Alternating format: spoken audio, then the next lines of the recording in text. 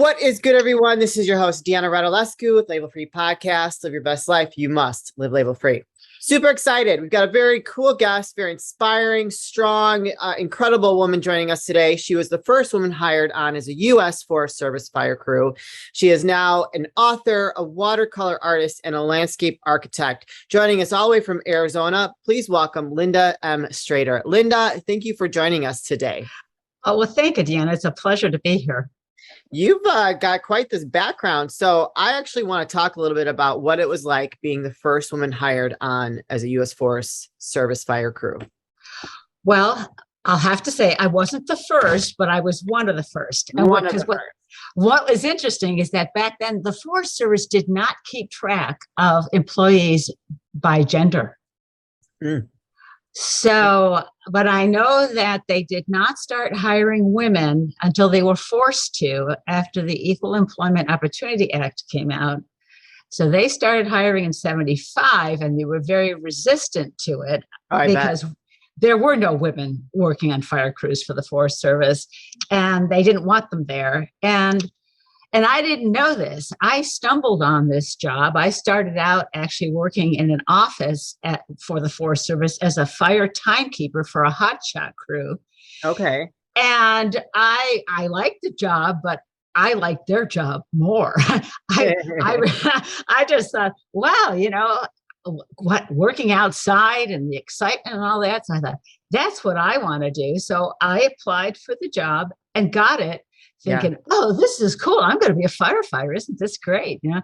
And I get to my station and I'm getting this very cool welcome, by the men. Like, what are you doing here? And I'm thinking, what's the problem? I was only 20 and I couldn't figure out what their problem was. Well, I got an earful, I had realized, oh, they don't want me here.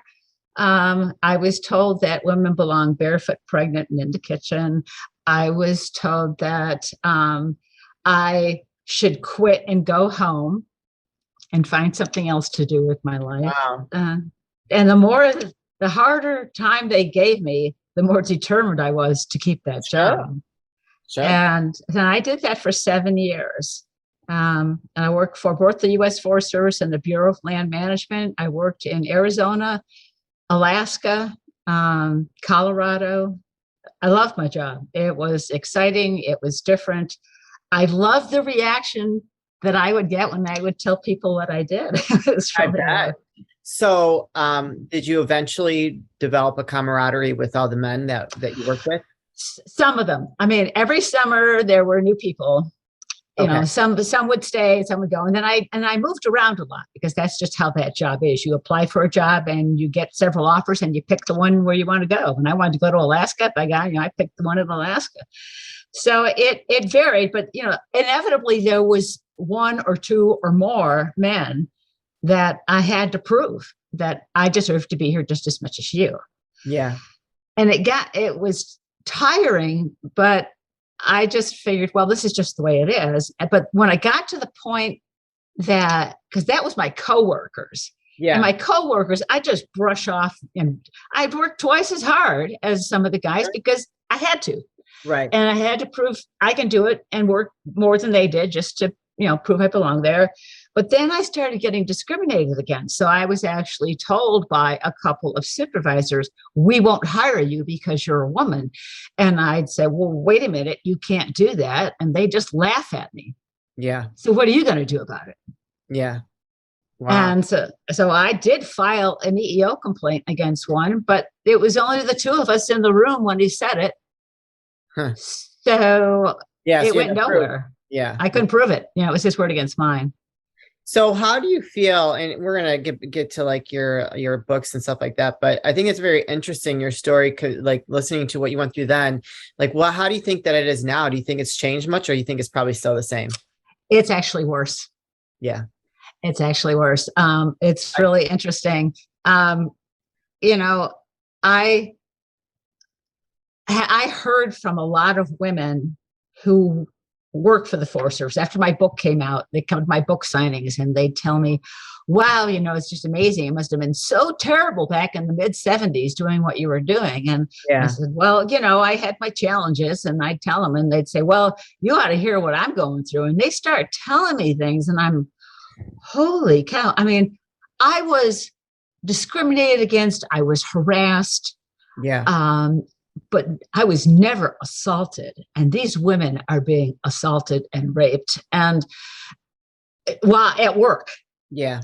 And it's just absolutely appalling how it has not changed. It's gotten worse. I firmly believed that it was age. It was, my supervisors were in their 40s back in the 1970s. So they were old school. So certainly as things moved on and the older people retired, new younger men with a fresher attitude and more reasonable attitude would take their place. Not true. No, not true. It's still perpetuated. So that's pretty discouraging if you think about it. We were more progressive, maybe a little bit better back then compared to where we are now, where things have just become so polarizing. But yet we're dealing with non-binary, where we're all supposed to be equal. And I feel like we're even further away from what this agenda they're trying to push on us. So it's interesting to hear what you went through, and to know what's happening now is even worse. So that's unfortunate. Yeah, it is. It is. Well, let's talk about your book. So really the one, Summers of Fire, a memoir of adventure, love, and courage. Tell us about that one. Well, so, I was out of that career in 82 after an injury, and it changed my entire life. I had multiple knee surgeries. I didn't get well. I really struggled to find my place. I mean, I love my job, and it was very, very difficult when my doctors told me, you can't do that anymore, you're done. Yeah. So I went to college, and I got a degree in landscape architecture, and I rebuilt my life. And 23 years later, after I married, so back in 82, I married the first man that I met. He was on my fire crew. I ended up marrying him, and our relationship was not good. That fell apart. I divorced. So here we are in 2004. I lose my job. I had just gotten a divorce and just bought a house. My mom dies. Oh. I'm in a really bad spot, and I started thinking about my firefighting days, thinking, of course, you remember the good stuff. Sure, I knew there was bad stuff, but I remember the good stuff, and I really loved that job. And I kept journals all that time. And I thought, I should probably start writing this down before I forget. Yeah. So that's how it started. I just started writing down the adventures that I had, and the crazy times, the challenging times. And it came out about 90 pages, and I shared it with friends, and they're like, well, this is pretty good. You should expand this a little bit. Yeah. So I had nothing else to do. I was still on unemployment looking for work, and I thought, I dove in. So I wrote 450 pages. Wow. And realized, oh my gosh, I guess I have a book.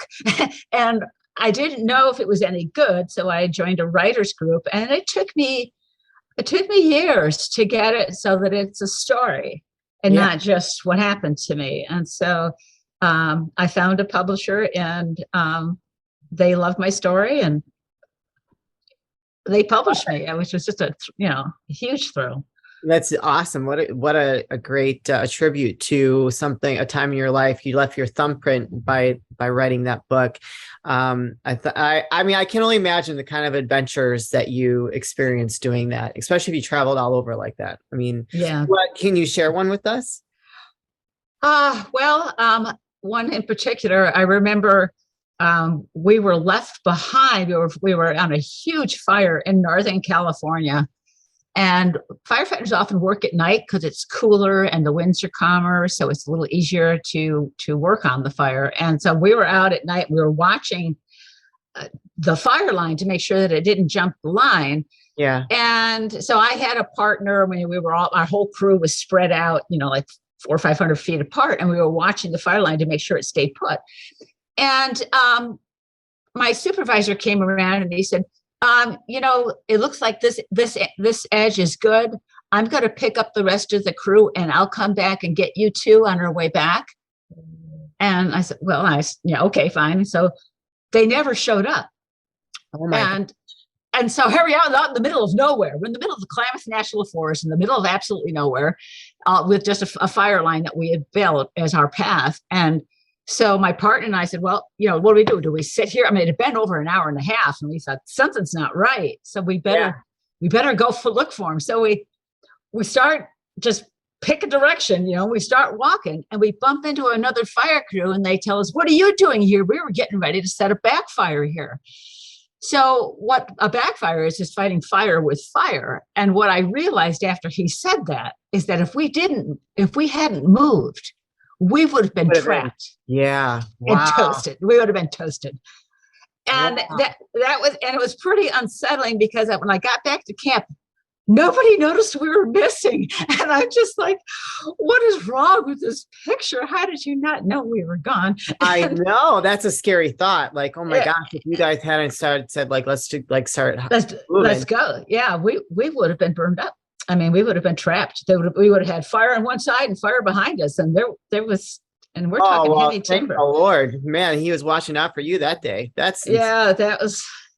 And I've had people ask me, so did you confront anybody? And I said, I brought it up once, and they told me to shut up, and I never said another word. I just was like, okay, I'm done. Oh my goodness. And so now you've written a prequel to that first book, Summers of Fire, Uprooted, and a New Life in the Arizona Sun.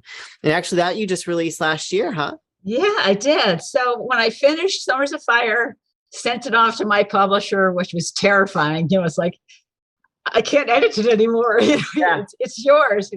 And so I was very restless. I missed writing. So I got out my journals, and I started reading about how I ended up moving to Arizona, which was not my idea. My parents, we were from Syracuse, New York, and that's where I grew up. And my parents decided they were tired of the cold weather. They wanted to go live someplace warmer. They just packed us up and moved us to Prescott, Arizona. And I ended up moving in the middle of my senior year of high school. And I was a pretty unhappy camper. And I didn't want to live in Arizona, and I hated it here. Yeah. So as I was reading through my journals, I was realizing, this is kind of interesting, because I really struggled to find, I thought I want out. And so as soon as I graduated from high school, I flew back to Syracuse, and I was going to stay. But all my friends were going to college, and I didn't have college plans. My parents didn't have the money. And I thought, well, if my friends are leaving, what's the point? I mean, I don't want to live here if my friends aren't here. Yeah, right. So I got back on the plane. I went back to Prescott and learned to love it. And I wanted to stay, but I couldn't find a job. And I was really, really frustrated. I wanted to work in something different, but I didn't know what that was. I knew I didn't want to be a waitress. I didn't want to be a sales clerk. I didn't want to answer phones. I just thought, I want something different. And I ended up going to Tucson, bumped into somebody who knew someone else in the Forest Service, and they got me the job as a fire timekeeper for that hotshot crew. Yeah. And it changed my entire life. It was like I was opened up to the world of fire, something that I didn't know existed before then. Yeah.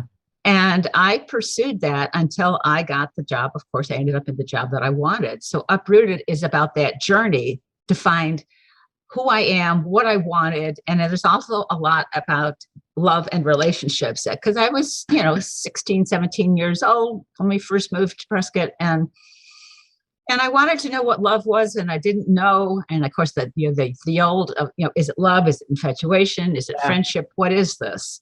Sure. So there's a lot of that. At the same time, trying to figure out, what do I want to do with my life? I know what I don't want to do, but what do I want to do? Yeah. And I just kept pushing until I found what I wanted to do. Did you always want to be an author? Never dreamed that would ever happen. Yeah. I never thought about it. All my writing was technical papers for college. I wrote a thesis when I was a graduate student. So that's why it took so long to write. Is I didn't know how to write creative nonfiction, and I taught myself how. And I found that I'm at my best when I want to learn something. I learned how to write. I learned how to market my book. I did my own promotion, and to me, that is the most satisfying thing, is when you figure it out for yourself. Yeah. And it can be done. Yeah, there's so many people that feel like, oh, I have to hire a publicist. Well, if you can afford it, go for it. But I couldn't. Yeah. I just, and I thought, this is learnable. It's not like it's rocket science. You can figure it out, Yeah. Well, I can appreciate that, because I've had to I'm self-taught in a lot of different things myself. So where can people find you, connect with you, purchase your book? Can you drop all your links? Yeah, sure. So both books are on Amazon, both in all countries. It's also available on Barnes and Noble. I have a blog, which is Summers of Fire book at blogspot.com. And I have photos from back in the day. I write articles on strong women and women in men's positions. And I also love to share my writing experiences and how I learned how to write better. So I have blog posts on, better dialogue, or how do you sell a memoir? How do you pitch a memoir? And then I also have an author page on Facebook. And so all of those they're all linked together. So excellent. You guys, I'll put all those links in the show notes. So don't hesitate to go click one of those links, support Linda, follow her, possibly read her blog, and buy a book. So we always want to support our guests here. So don't hesitate to click on those links in the show notes. So I have a question for you. So anyone that's maybe wanting to become an author, but doesn't know where to start, where would you recommend someone to start if they're wanting to write a book? Just start writing. I'm a firm believer that if you just start getting it down, and you worry about the little nuances after you spill it out, because once you learn the craft, you're going to struggle with the creative side. When you don't know, you just pour out your heart and soul, and that can be edited. Yeah. But you don't want to, if you get all stiff out, learned all the details of, sentence structures and all this stuff, you're going to lose that. Sure. So worry about that when you edit. Just get the story down. I did end up, I joined a writers group in my community, and that helped a little bit. But when it came down to it, I read a lot. Yeah. I researched online a lot about, why am I struggling here? How do I fix this? Show, don't tell. I mean, everyone hears show, don't tell. Took me a while to really grasp what that meant. Yeah. And I learned that if you inhabit the moment of what you're writing about, be there, be in it. And if you write it like you're in it, you're showing. If you are hovering above it saying, and then this happened, and then that happened, and then I did this, you're telling. Very good information. Yeah. Thank you for that advice.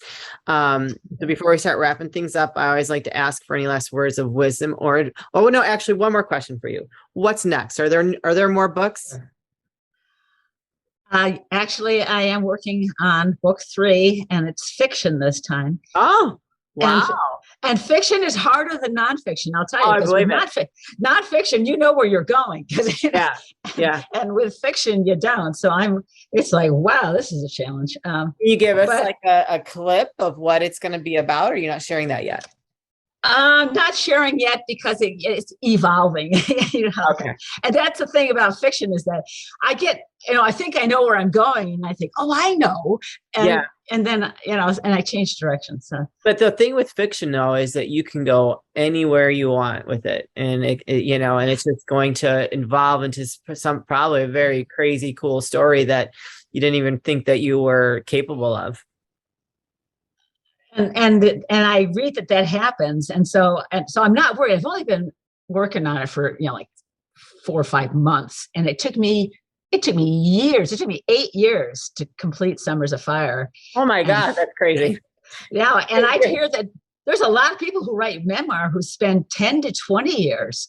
So I did okay, because I published in 8 years. So, but I didn't know. Time, man. And I didn't know what I was doing, of course. And I did put it on hold. I mean, there were times where I was so frustrated because I was getting rejected by agents, and I couldn't understand why, that I'd just shelve it. And then come back to and think, no, it's a good story, damn it. I just got to figure out how to tell it. Yes, You know? I love that. So any last words of wisdom or advice before we say goodbye? Never compromise. Do what you love to do. Because if that's what you want, you'll find a way to do it. If you think there's something in the way, if you want to do it bad enough, you'll figure it out. Awesome. I totally agree with that. Well, Linda, thank you so much for being a guest today and sharing your story. Please keep us posted on this next book so we can bring you back and update the audience. Good luck on your process writing that fiction book, and excited to hear what it's going to be about. Oh, thank you so much, Deanna. Nice to meet you.